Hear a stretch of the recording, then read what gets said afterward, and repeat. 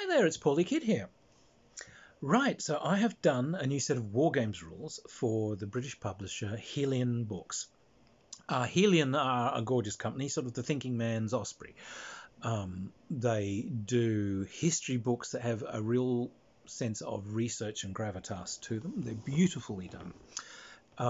But they are also now doing wargames rules. So I have done a set of rules for them. These rules are called Bushidan. That is a Japanese term for essentially a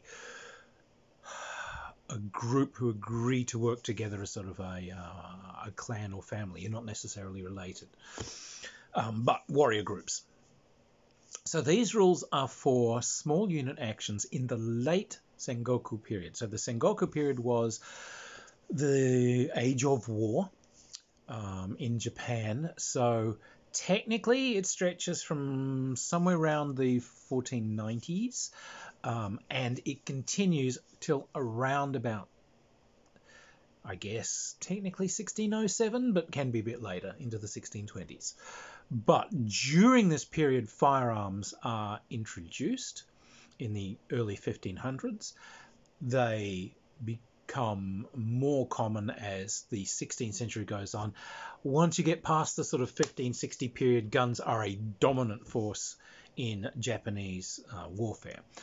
These rules cover that latter period where guns are very, very dominant, where shock cavalry has been adopted.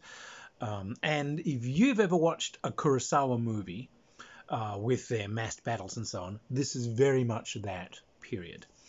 Now, a lot of the warfare that happened, and the ones that you'll normally find rules for, are very large battles. These are the ones we celebrate and that we find lots of books on, Sekigahara and the many battles at Kawanakashima and these sorts of things. But most warfare is actually relatively smaller scale. Lots of border conflicts, lots of small clans, Bushidan, attacking one another, small family holdings assaulting one another, pirates, islands, iki, which are local associations of farmers and temples, and small landholder samurai gathering together to form mutual protection pacts, and quite large, organized bandit groups and so on. Lots of sort of actions that aren't the giant battles, of which there are surprisingly, like, if you really look at it, these battles that involve 30, 40, 50 to a couple of 100,000 combatants, yes, they are astonishing, but that's not the bulk of the conflict. So I want to do some rules that weren't skirmish. We're not fighting in ones and twos, but we are fighting in groups of 3, 4, 500 up to a couple of thousand combatants. So the research that went into these. Okay, I am a very long-term martial artist. I sort of began my first martial arts training around about the age of 6 or 7. I was training in jiu-jitsu under Yan De Jong, which was one of the first actual, actually he was the first professional martial arts instructor in Australia. He was one of the people that helped kind of bring jiu-jitsu into the West and so on. And then over the years, I kept this going. So obviously, kendo, and I also went into Ju Kendo, which is Japanese bayonet fencing in full armor. Tan Kendo, which is it's effectively fighting with a bayonet in one hand. It's the last practical martial art, the gentle art of shiving someone to death. But also I studied with a lot of the very old Kobudo, which are the martial arts schools that have existed for many, many, many centuries. My particular one was Tenshin Shoden Katori Shinto Ryu, transmitted directly from heaven, Katori Sacred Shrine style was my thing.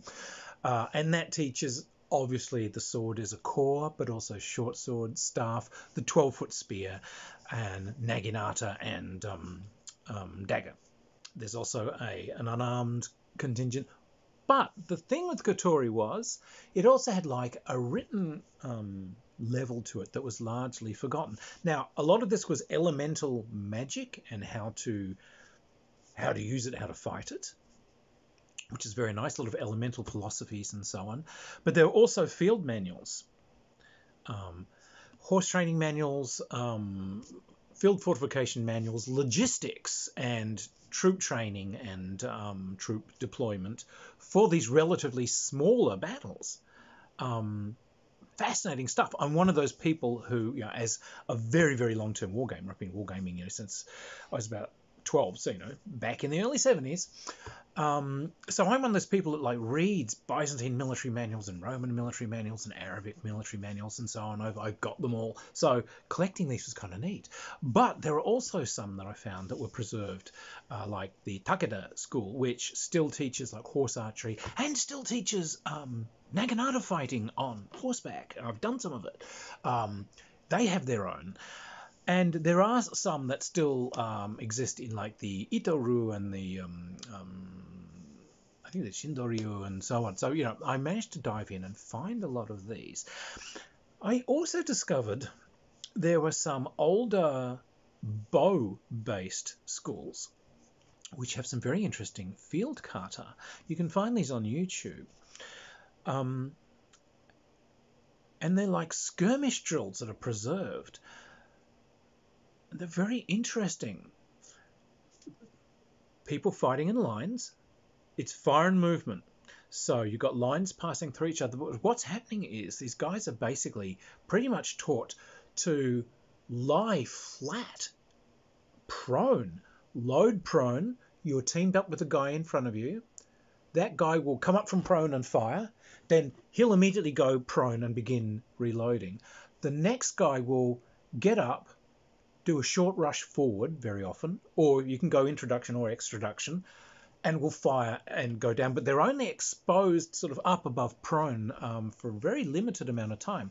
They've also got flankers present whose job is to watch behind and watch the flanks and so on.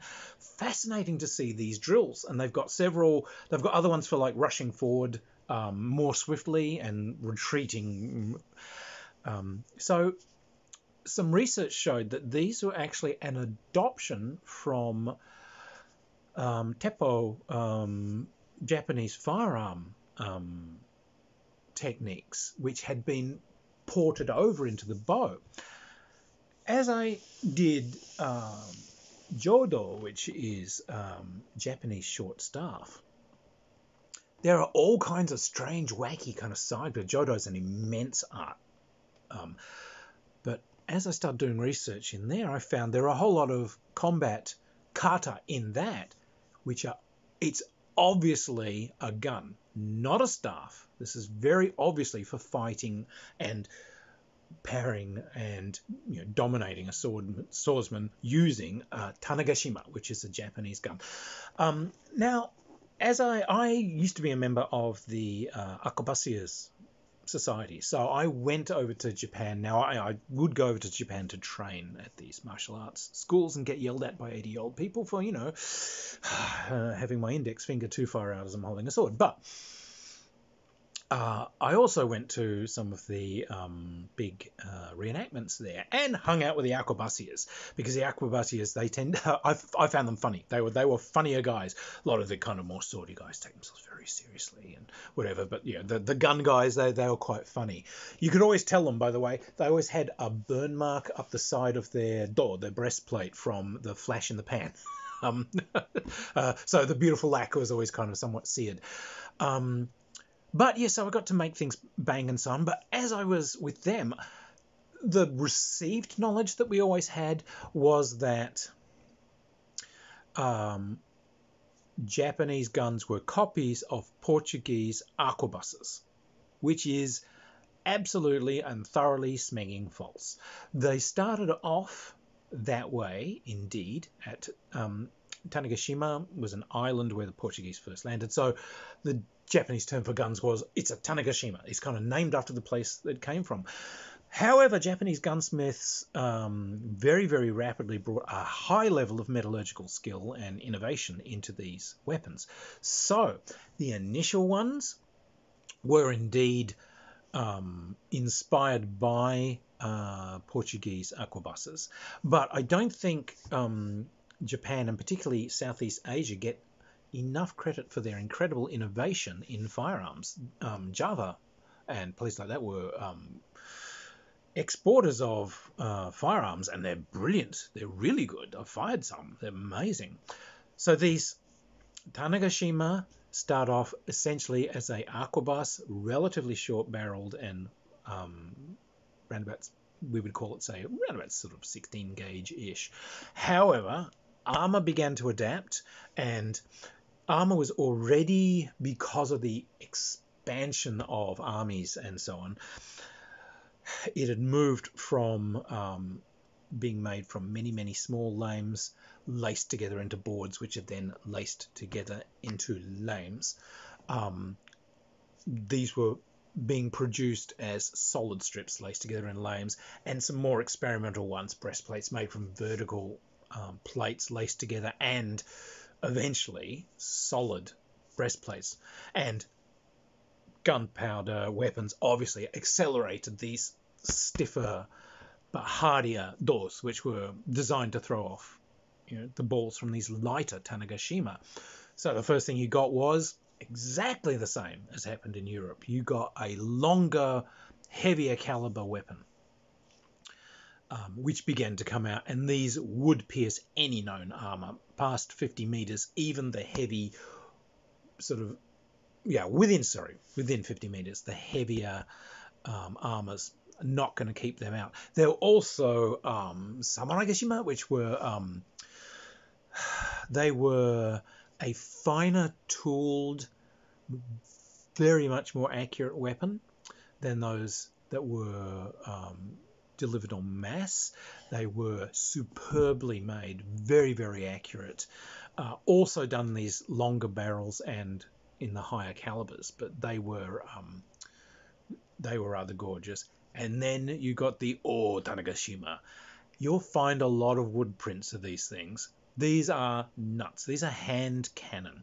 Now, some of these are quite a long musket, which just fires the mother of all balls. It's a long, heavy caliber weapon, and often there are two crew serving it. So you get those, but you also get shorter ones that fire like a monstrous bore. Now, some of these are designed to fire effectively a giant wooden dart, which is an incendiary, which can be fired into fortifications and so forth to set them on fire.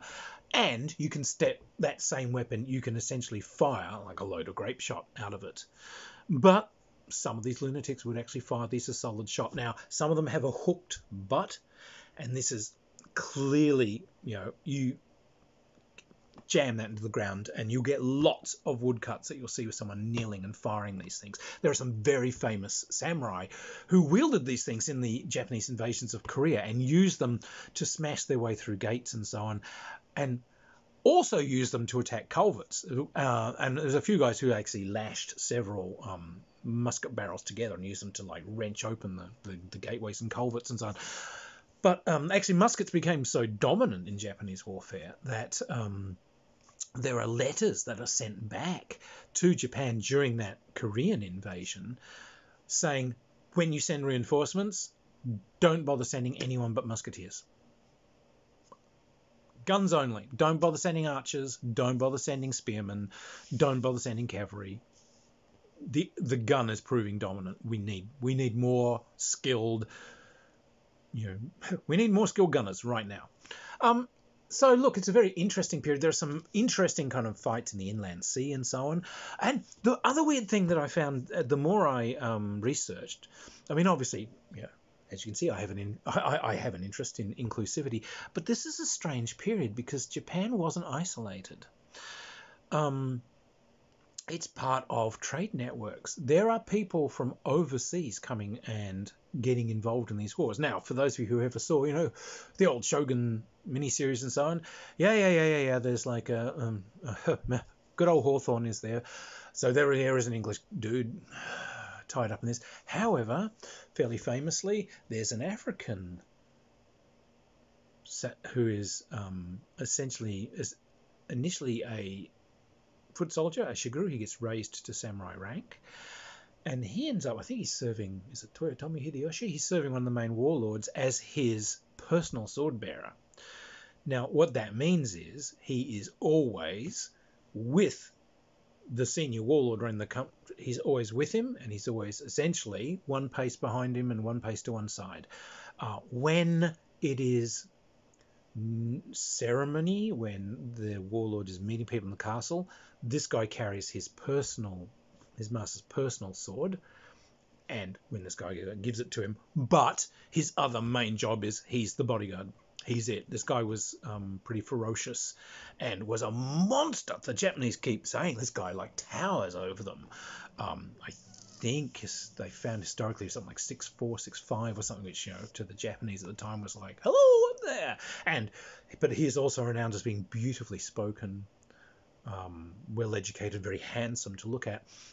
There are a lot of samurai who are Chinese, Ming, and Koreans who came over, and some of the ninja stuff that happens, these are actually Koreans and Chinese who've come over and studied. I've put these sorts of things in the rules. I've put these colourful tales in there. Sexually, there's some interesting stuff happening. There are some very famous Japanese female samurai. There are female warriors who are running entire musket units just of female gunners. And these girls are kicking ass. These are a major force, and they're very famous for it. Some very famous Japanese female generals and female warlords and female fighters. But yeah, these female generals, it's actually been found recently as they've exhumed bodies from graves from this period. So sometimes up to 30% of the bodies they're finding of buried warriors, there's still armor and weapons on these people, are female. So there's actually a massive female presence in the battle line. Some of the anecdotes and so on that are in the rules include things like some very famous female warriors who...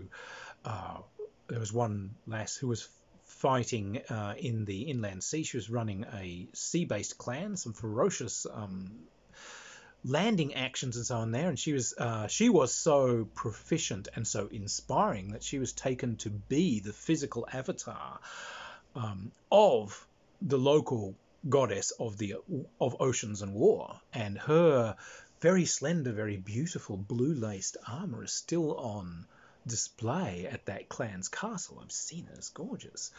An awful lot of trans, what we would now consider to be trans individuals fighting. At this period, the Japanese just presumed that some people would go through phases where they were attracted to one sex or the other, and it was just perfectly fine. But all those great warlords that you ever heard of, yeah, they've all got male or kind of pansexual or transsexual lovers and retainers. If you look very carefully in a lot of the woodcuts, you can tell amongst some of their close retainers, some of them have elements of female clothing. Some of them are women wearing elements of male clothing. Again, there were some warlords that quite famously had female lovers who also fought in the battle line and sometimes had their own female retainers as part of the armies. There are others that were essentially male to female trans, and you can see some will definitely be there in armor in the battle line, but you can see they have elements of female clothing and dress still within the armor. So a far more variable period. Now, in later years, once Japan kind of switched into the whole early imperial period, 19th century and so on, Europeans went into this, so there was kind of a backburn where a lot of this history was hidden and removed, but we're finding it now and bringing it out. So so look, the research that went into the rules was based on all this kind of color. It's a colorful period. Those manuals that I found, it was what you get the Japanese are very much into schools and schools of thought and clans and so on having their own manuals and their own secret manuals and their own things. So each group of people has their own kind of idea on warfare and units and aggression and cunning and defensive play. When you read something like Musashi's Book of the Five Rings and so on, he's very much into there are different forms of attack.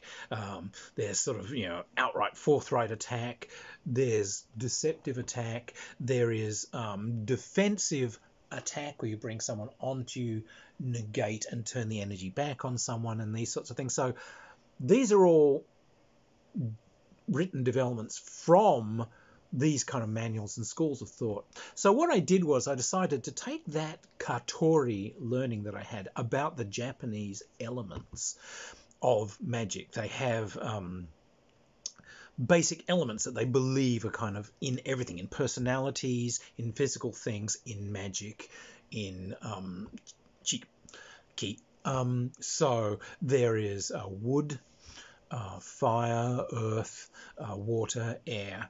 You also get metal is a its own element, and there's also void, which is nothing, or acceptance. So when you see that famous Takeda Shinden banner, swift as the wind, as sturdy as the mountain, as silent as the forest, etc., etc., etc. That's what he's evoking. He's evoking that Japanese magic. So this magic is at the core of the rules systems order. But what you are doing is, as you create your army, you create the school of thought by which your little army is going to operate. These different elements are things that will appear in your army. So you channel points into these aspects of your army. How swift is it? How much do you emphasize swiftness of action? How much do you emphasize steadfastness in defense? Or Taiatari, pure abandon into the attack. How much do you emphasize, these different aspects, so you make a balance, which comes through in the type of orders you can do, and some of these things sort of trump each other a bit, so that you can have units that are operating in a certain way, but they become vulnerable to some that are acting in another way. So you want some adaptability built into your army so that it has options to face these things that are coming in at it. So it's a flexible system that lets you kind of tailor make the feel that suits you. You're inspired by the idea of the Takeda cavalry storming forward, brainless idiots on into the guns. Fantastic. Fire and fury, fire and fury, fire and fury. This is what you build into your thing. So the rules came from many decades of sword and spear fencing, but also many decades of dedicated research into the schools of thought of the warriors on the ground at the time, what they thought was happening, how they thought these things should run. So I hope that kind of shines through in the rules. It also gives it, definitely it's different from your normal kind of rule system. This is the game that will hopefully have more of a tang of the Japanese to it, more of a feel of the period, more of that sort of immersion into the field. I hope you enjoy them. Coming out soon from Helion. I will do another video actually on the specifics of the rules itself, but here's where that research came from. Little tiny me that used to sit down and watch Shintaro the Samurai in black and white on TV back in the 60s, would be well pleased. Anyway, cheers everyone. Helion will be there with announcements about when the rules are coming out. Hope you enjoy them.